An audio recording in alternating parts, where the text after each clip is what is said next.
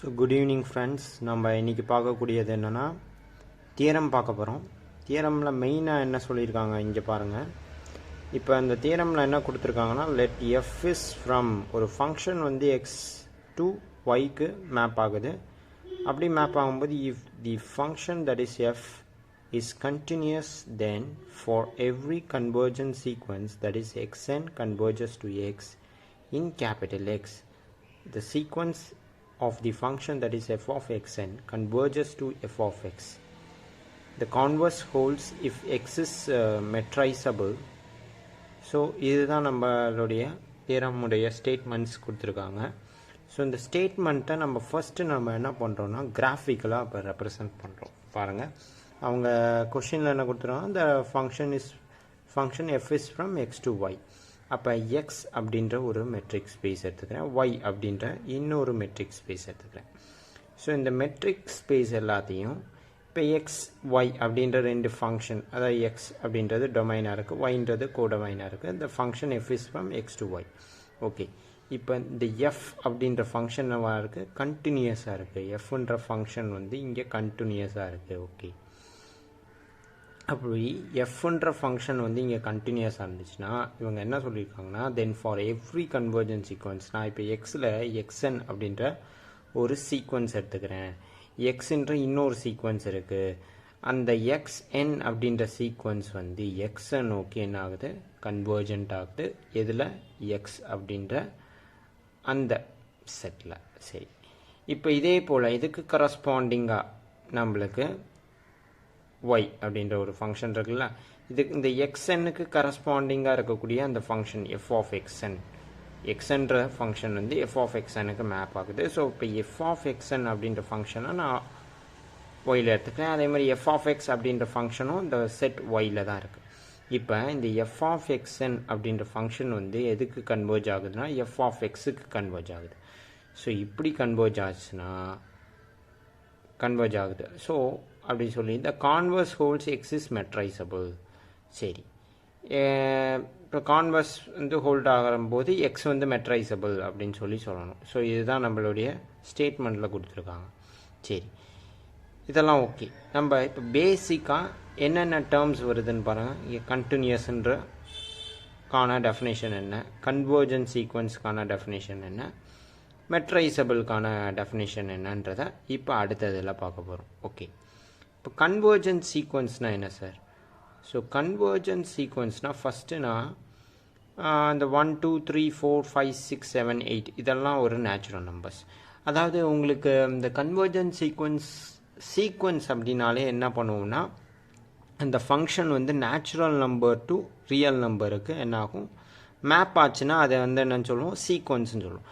இப்போ கன்வர்ஜன்ஸ் சீக்வன்ஸில் நான் என்ன பண்ணுறேன்னா 1 2 3 4 5 6 7 8 9 அப்படின்ற நேச்சுரல் நம்பர்ஸ் ஒரு ரியல் லைன் எடுத்துக்கிறேன். ஸோ அந்த ரியல் லைனில் பாசிட்டிவ் நேச்சுரல் நம்பர்ஸ் ஒரு பாசிட்டிவ் இன்டீஜர்ஸ். ஸோ இங்கே வந்து நான் 1 2 3 4 5 6 7 அப்படின்ற நம்பர்ஸ் எடுத்துக்கிறேன். சரி, இப்போ எக்ஸ்என் அப்படின்ற ஒரு சீக்வன்ஸ், இங்கே ஃபுல்லாமே நான் சீக்வன்ஸ் எடுத்துக்கிறேன், இங்கே ஃபுல்லாமே என்ன எடுத்துக்கிறேன், ரியல் லைனில் நான் அந்த நம்பர்ஸ் எடுத்துக்கிறேன். சரி, இப்போ இந்த கான்செப்ட்ஸ் என்ன எக்ஸ்பிளைன் பண்ணுது அப்படின்னு பார்த்தீங்கன்னா, இப்போ நான் இந்த ஸ்ட்ரிப் இருக்குது பார்த்தீங்களா, இந்த ஒரு ஸ்ட்ரிப் என்னென்னா இதுதான் எப்சலான் அப்படின்ற ஸ்ட்ரிப்பு இது தான். சரியா, இப்போ இந்த எக்ஸ்என் அப்படின்ற அந்த ஒரு சீக்வன்ஸ் எக்ஸை நோக்கி கன்வர்ஜ் ஆகுது. இப்போ இந்த எக்ஸெல்லாம் என்ன அப்படின்னு பார்த்தோம்னா, இப்போ இந்த 1க்கு நேராக 1 அப்படின்ற அந்த எலமெண்ட் வந்து இங்கே இருக்குது. ஸோ 2 அப்படின்ற எலமெண்ட் இங்கே இருக்குது. ஸோ 3, ஸோ இந்த மாதிரியான எலமெண்ட்ஸ் வந்து மேப் ஆகிருக்கு. இப்போ இந்த ஸ்ட்ரிப்புக்குள்ளே வரக்கூடிய எலமெண்ட்ஸ் எல்லாமே என்ன ஆகிருக்கு, அந்த பர்டிகுலர் எப்சிலானில் கன்வர்ஜ் ஆகிருக்கு. சரியா, so x n converges to, so இதெல்லாமே ஒரு கன்வர்ஜிங் ஆகக்கூடிய பாயிண்ட்ஸ் தான் இது.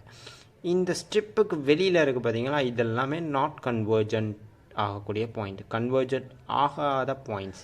என்ன, அந்த பர்டிகுலர் எப்சிலானுக்குள்ளே கன்வர்ஜ் ஆகக்கூடிய பாயிண்ட்ஸ் எல்லாமே அந்த ஸ்ட்ரிப்புக்குள்ளே வந்துடும். இது தான்ப்பா. இப்போ இந்த டெஃபினேஷன் ஃபார்மல் டெஃபினேஷன்னா மாடுலஸ் ஆஃப், இப்போ நான் என்ன பண்ணுறேன், modulus of x n minus X அப்படின்றது லெஸ் தேன் எப்சிலானாக இருக்குது. there is a stage n which is greater than or equal to n.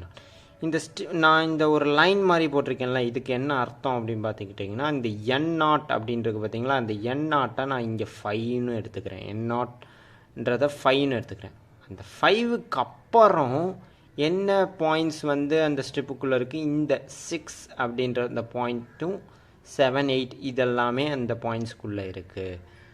So இதை தான் நம்ம என்ன சொல்கிறோம், அந்த ஸ்டேஜுக்கு அப்புறமும் நம்மளுக்கு என்ன ஆகுது, இந்த ஒரு சில பாயிண்ட்ஸில் நம்மளுக்கு கன்வர்ஜ் ஆகுது. ஸோ அதனால் இந்த சீக்வன்ஸ் வந்து என்னதுன்னா கன்வர்ஜன்ஸ் சீக்வன்ஸ் அப்படின்னு சொல்லலாம்.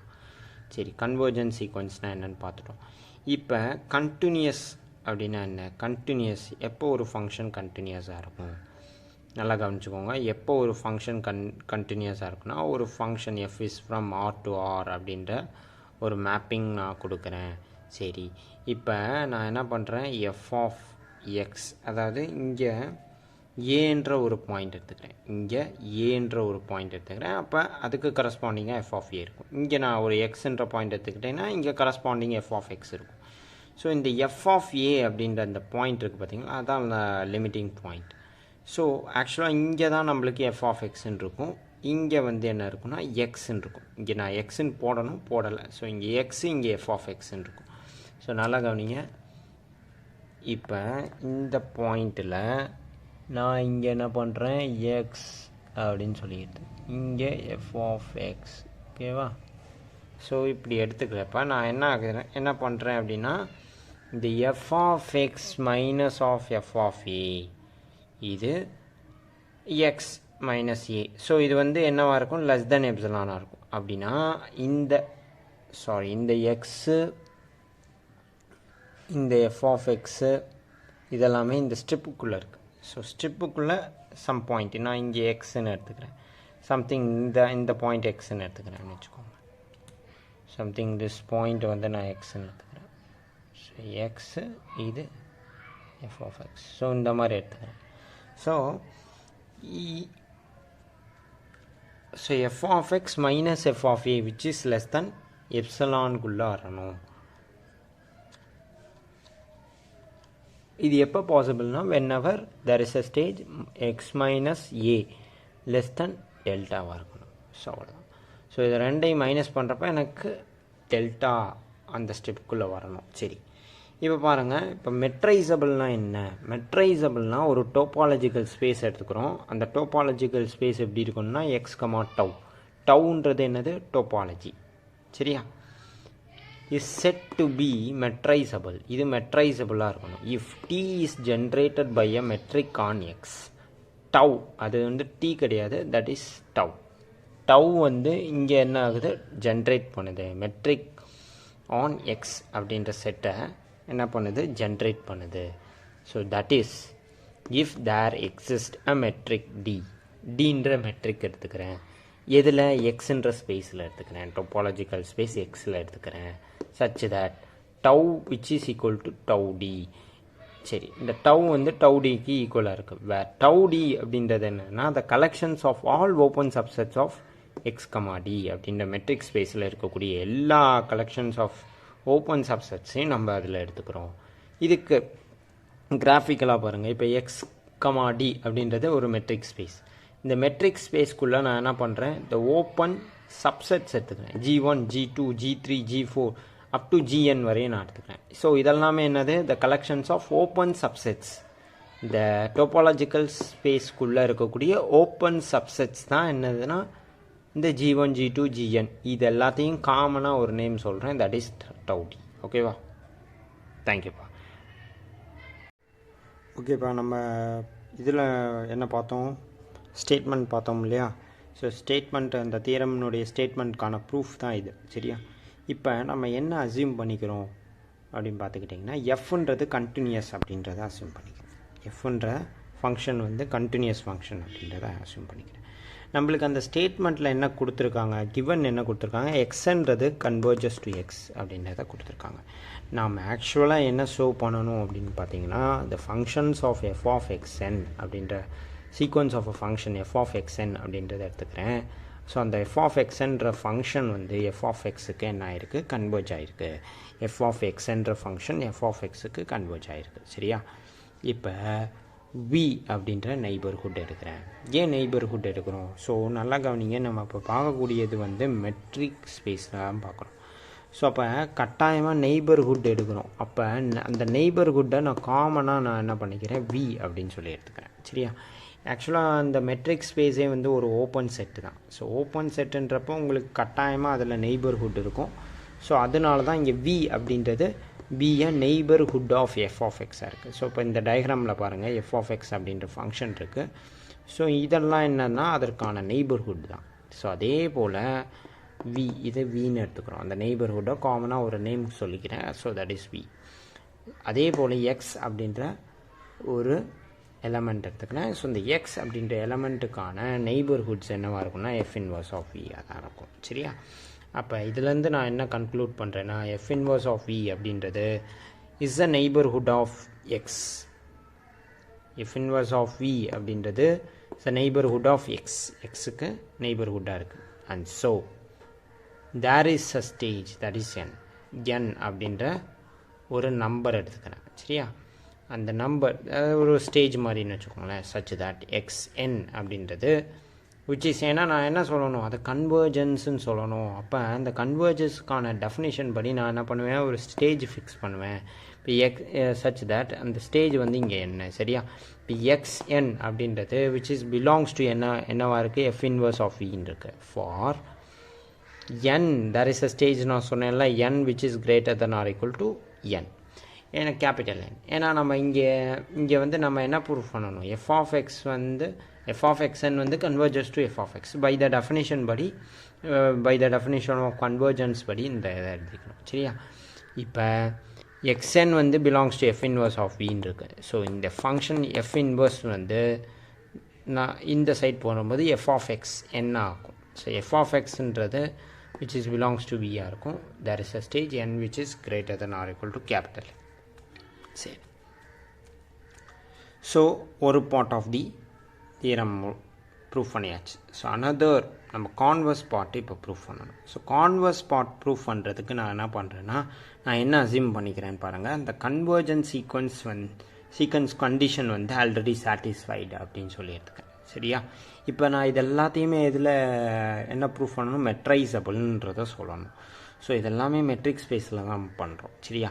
இப்போ நான் அதுக்கு என்ன பண்ணுறேன், ஏ அப்படின்ற ஒரு சப்செட் எடுத்துக்கிறேன் எக்ஸில், டோபாலஜிக்கல் ஸ்பேஸ் எக்ஸில். ஏன்னா நம்ம இந்த மெட்ரைசபிள்னாலே என்னன்னு பார்த்தோம், ஒரு ஓப்பன் செட்டை தான் பார்த்தோம். இந்த open subsets, collections of all open subsets வந்து நம்ம அந்த டோபாலஜிக்கல் ஸ்பேஸில் நம்ம ஜென்ரேட் பண்ணுறோம் அப்படின்றத அந்த டெஃபினேஷனில் பார்த்தோம்.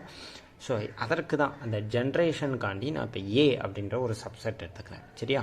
அந்த ஏன்ற சப்செட் வந்து எதுக்குள்ளே இருக்குன்னா எக்ஸ் அப்படின்ற டோபாலஜிக்கல் ஸ்பேஸ்க்குள்ளே இருக்குது. சரி, நான் என்ன ஷோ பண்ணணும் அப்படின்னு பார்த்தீங்கன்னா, எஃப் ஆஃப் ஏ இன்வர்ஸ் அப்படின்றது subset of F of A the whole inverse, அல்லது F of A prime which is subset of F of A the whole prime, proper subset அப்படின்றது தான் இதற்குரிய அர்த்தம். சரியா? இப்போ இது சொல்லிட்டாங்க. நான் இப்போ என்ன சொல்லணும், கன்வர்ஜன் சீக்வன்ஸ் கண்டிஷன் சாட்டிஸ்ஃபைடுன்னு சொல்லணும். எதில், இந்த சப்செட்டில் சாட்டிஸ்ஃபைடா இல்லையா அப்படின்றது தான் இந்த தியரம் ப்ரூஃபில் நம்ம என்ன பண்ணுறோம், இந்த கான்வர்ஸ் பார்ட்டில் நம்ம இதை பார்க்க போகிறோம்.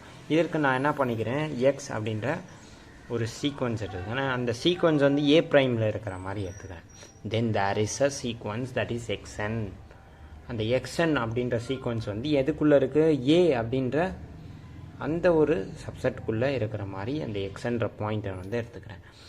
இந்த எக்ஸ்என் அப்படின்றது எதுக்கு கன்வர்ஜென்ஸாக இருக்குது, எக்ஸுக்கு கன்வர்ஜென்ட்டாக இருக்குது. எந்த செட்டில், சப்செட் ஆஃப் ஏ அப்படின்ற சப்செட்டுக்குள்ளே இது வந்து கன்வர்ஜென்ட்டாக இருக்குது. சரி, பை அசம்ஷனாக நான் என்ன எடுத்துக்கிறேன், இந்த சீக்வன்ஸ் எஃப் ஆஃப் எக்ஸ்என் அப்படின்றது கன்வர்ஜஸ் டு எஃப் ஆஃப் எக்ஸாக இருக்குது. சரி, இது கன்வர்ஜஸ்னால் இது கன்வர்ஜஸாக இருக்குது அப்படின்னா என்ன அர்த்தம், அந்த எஃப் ஆஃப் ஏல எஃப் ஆஃப் எக்ஸ்என் அப்படின்ற அந்த ஃபங்க்ஷன் வந்து அதுக்குள்ளே இருக்கும்.